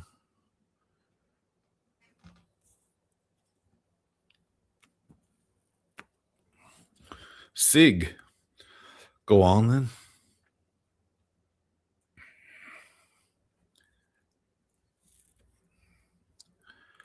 Beats smoking the Bible, doesn't it, Bobby?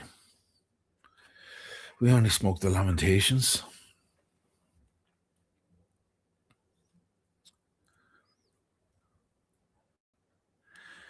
Kotsky, you make a very good point. If I got a nice boat, imagine the live streams. Well, I've been shopping for boats recently. Was that last week or the week before with Dirk on the iBashers? We were looking at boats for sale. Yes. They would be good streams, wouldn't they? They would.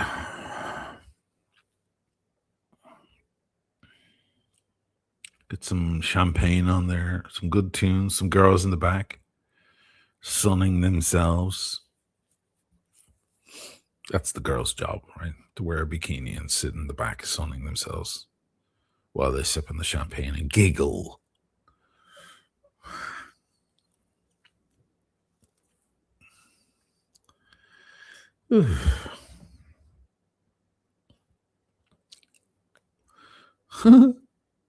Michael, Adam Clayton or Geddy Lee? Who's better? Jesus. There's no comparison. Hey, listen, Adam's he's a good guy. And he did the job well. And as wealthy as Geddy Lee is, Adam Clayton is wealthier. But there is no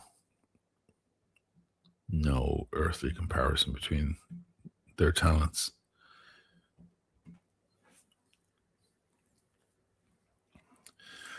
Thoughts on John Entwistle? People are asking me about bass. John Entwistle died because he rented that house down the street, Cadario. His manager had it. He dropped dead, and then Entwistle was using it, and he fucking dropped dead within a week. It's the damned house. I love Entwistle.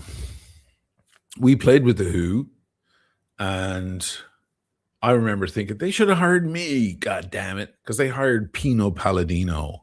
He's an amazing bass player. He's just so wrong for The Who. He's smooth and silky. Like, he's not aggressive, loud, distortion bass. That's what I was. I was that guy. I would have fit the bill way better. And I do the two-handed tapping thing that Entwistle did a lot of as well. I do a lot of that stuff too. Delusions of Grandeur, O'Malley.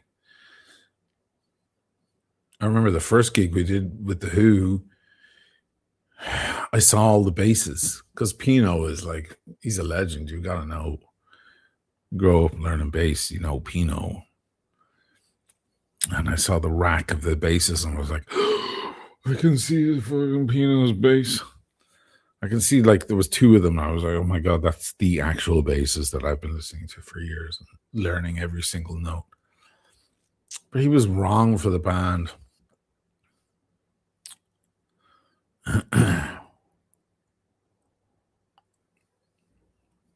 I'm sure it was just Townsend saying, I want the best bass player in Britain. Who is it? It's Palladino. Okay, I want him.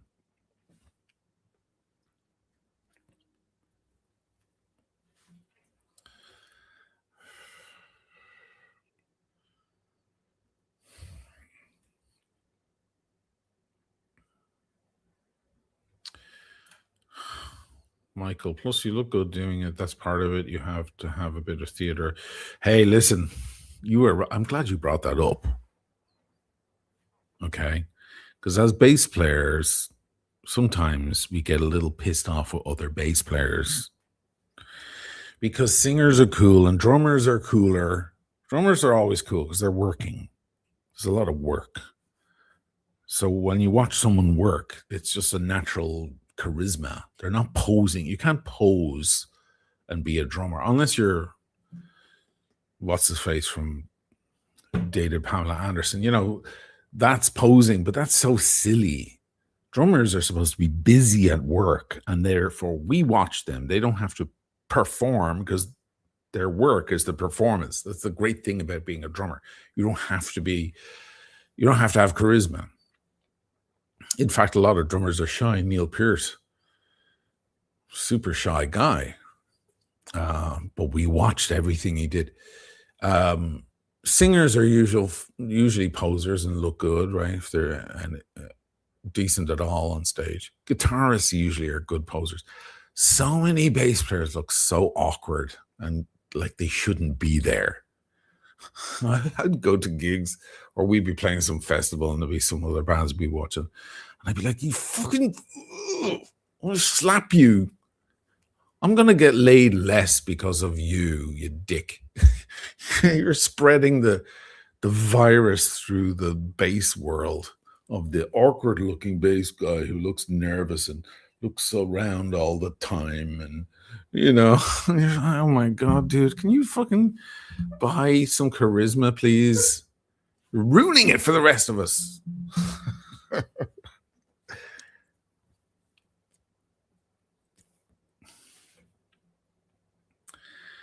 A lot of bass players are just very stiff and awkward on the stage. It's awful. Fucking awful.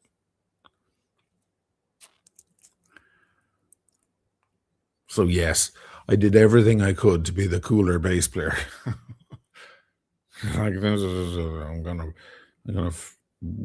push back on this tidal wave of boring, nervous-looking bass players with imposter syndrome. You know, there are some fucking super cool bass players, though. The trick is not to overdo it. Once you start overdoing it, you look like an idiot. You can't overperform. Performing on stage is about an internal thing that's happening that people want to witness. It's like they're watching you. It's like pornography. If the actress is, or actress, whatever she's called, whatever model, whatever you want to call her, if she's like overdoing it, you just go, oh yeah, you're just like, this is such. But if she forgets there's a camera on her and she begins to enjoy what she's doing, now we're watching, aren't we? Right? Hate to be crass about it. When you watch Jim Morrison sing with the Doors, he's got his eyes closed. He's not dancing around, moving on the stage, trying to entertain. He's there like, oh, the day destroys the night, the night divides the day, and his eyes are closed most of the show, and we're captivated. The moment a performer on a stage tries to put on a show, it's just pathetic. It's the opposite of rock and roll. I hate it. So, I'm trying to think of cool bass players that I mean, there's so many, but the ones that were super fucking. I remember there was one guy who played with Oasis. I'm not sure he still plays with them. He was a big, tall, lanky, skinny guy, and he played because Oasis went through a few different players, different people in their band. And there was one guy I was like, that is the most fucking charismatic bass player I've ever seen in my whole life, and he isn't doing a damn thing. He's standing there, but he looks like he just wants to take another puff out of his cigarette the minute he gets a chance. And there was just something so laid back and charismatic about it. I was like, that's what we need more of. Women want to sleep with him. Okay.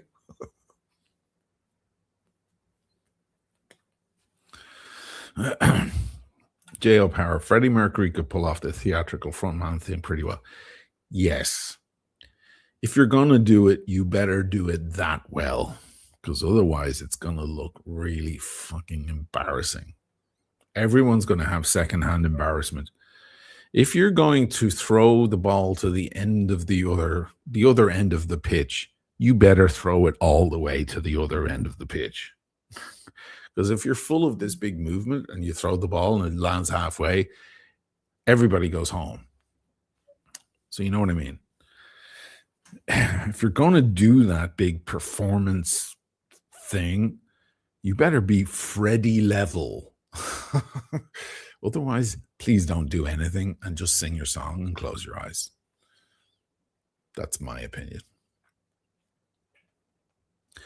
And how many bands have I seen, guys? Think of it. No matter how many bands you've seen, I've seen more. Because we toured and we were on stages with lots of other bands. Some of these festivals had 20 bands on in the one day. And we're sitting around watching the other bands, I've seen a lot of fucking bands. Yeah. More rant. Is Dirk doing a show?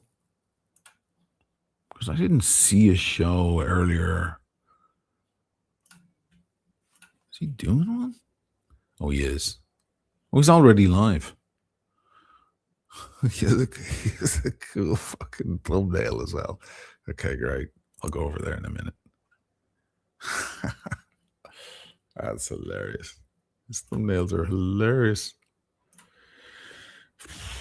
Sorry I didn't talk about much tonight. One of those nights. Hey, at least I didn't bog on about politics, right? Count your lucky stars.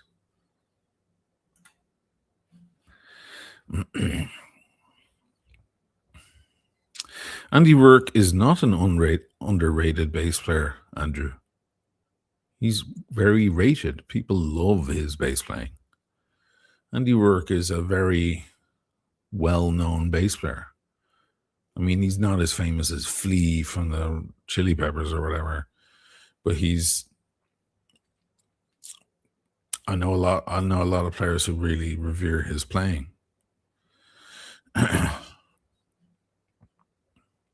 course, the greatest bass player of all time. Well, my favorite bass player of all time is Chris Squire from Yes. Chris. But leaving aside, because he's very progressive and strange and he did a lot of odd stuff, in the more mainstream, you might say, the greatest bass player of all time is Paul McCartney. Paul McCartney, because he played the bass like a singer. He sang through the instrument. It's a very subtle skill, but it's very much there. And as you learn how great the Beatles were, it's one of the things you discover. How the fuck did he think to do that? You know, is a thought that happens a lot. But he has the mind of a singer. I used to do that with our singer. I'd often hand him the bass and say, hey, you come up with the bass line.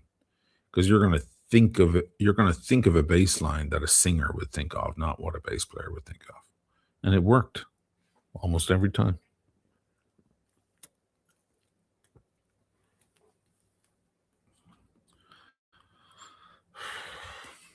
Stanley Clarke. Yeah, Stanley Clarke is jazz fusion, man. That is amazing. Lemmy, yeah. Lemmy was just a pure rock star. That's what Lemmy was. I better not carry this conversation over to Eyebashers because Dirk will just go, it will be a 4-hour conversation about these things. This is exactly his wheelhouse. He won't let up. He'll talk about it like everyone in the room knows everything about this stuff too, you know. Tal Winkelfield. What age is she now? She must be 27. When she came on the scene, she was 17. Playing with Jeff Beck. Scary good at 17. I shudder to think now. I haven't seen her around though since Jeff died. Liam Gallagher is pretty good at tambourine. Getty, of course. Pino Palladino live in Stockholm with D'Angelo is a must listen. So psychedelicide. Oh, really? Well, Pino played with John Mayer. They had a little jazz trio, blues jazz trio. And Pino was on bass, and it was some fucking sick shit. Yeah, he's a sick player. There was a time when he was the highest paid session bass player in the world. And of course, Jim Mingus.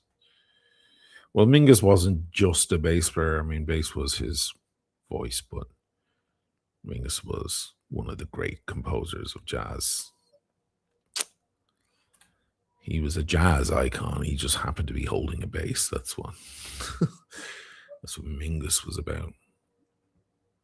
Marcus Miller.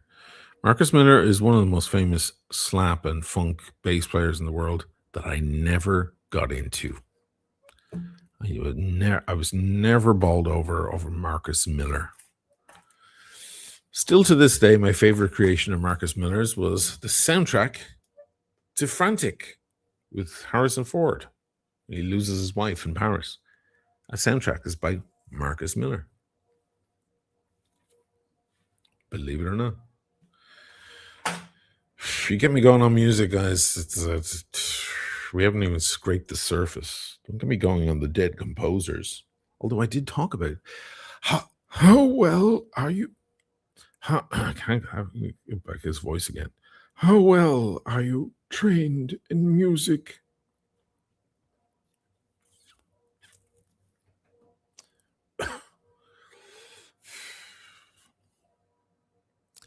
Go watch Amadeus. Go watch the movie. Do yourself a fucking favor. It's a masterpiece. Okay, I'm going to go over to Dirkus Maximus.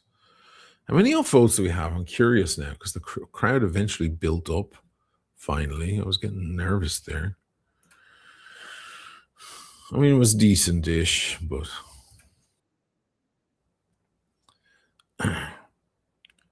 just under 200 upvotes. We can still do better than that, kids.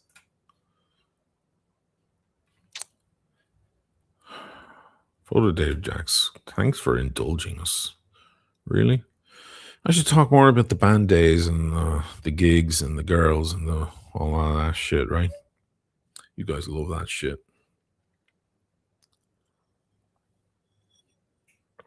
Next week, maybe. Or maybe during the week, I might do another impromptu live. Keep your eyes peeled. How do you upvote, Pierre? Look at that. Wow. I'm glad you asked. I'm glad you asked because that does occur to me sometimes that maybe people don't know what upvote is.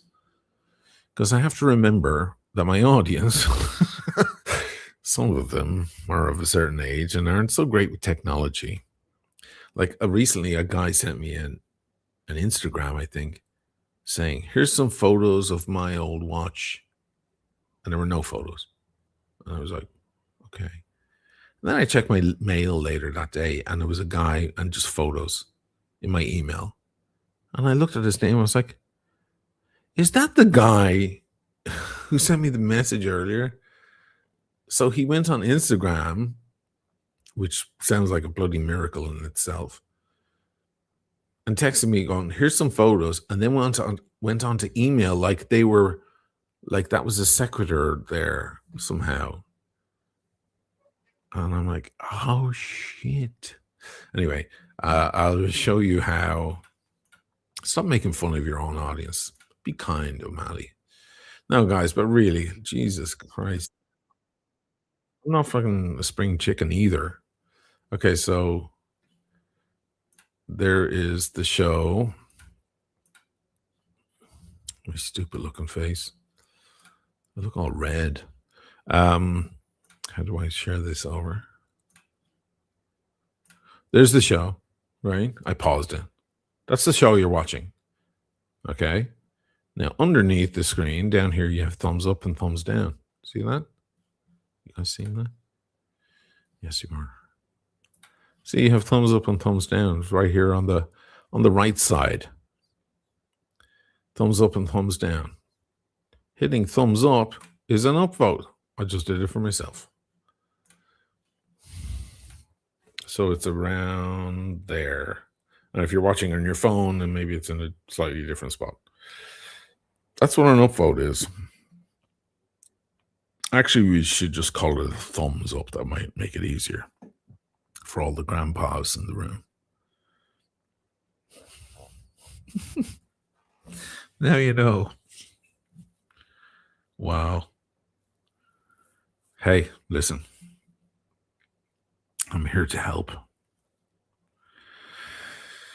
It can't be seen while the chat is up, says Photo Dave Jacks. Is that a fact? Okay. Well, it's under the screen.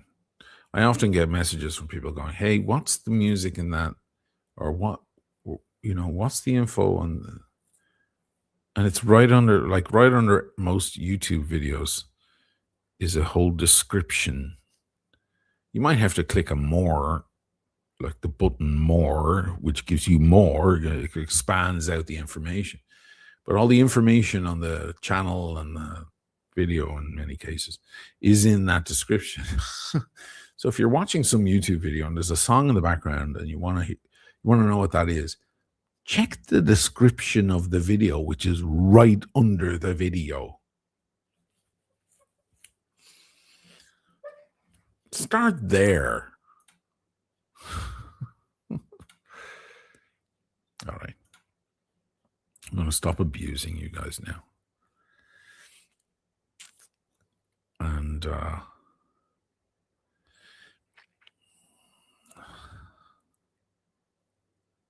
go over to Dirk.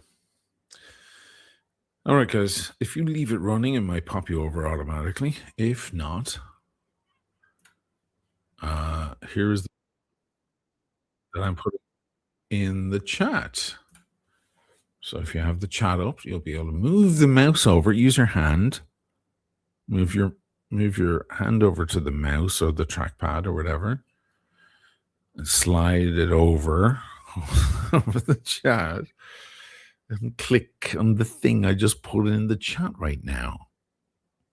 And that'll bring you over to Dirk Show, which will appear on in 5 seconds flat.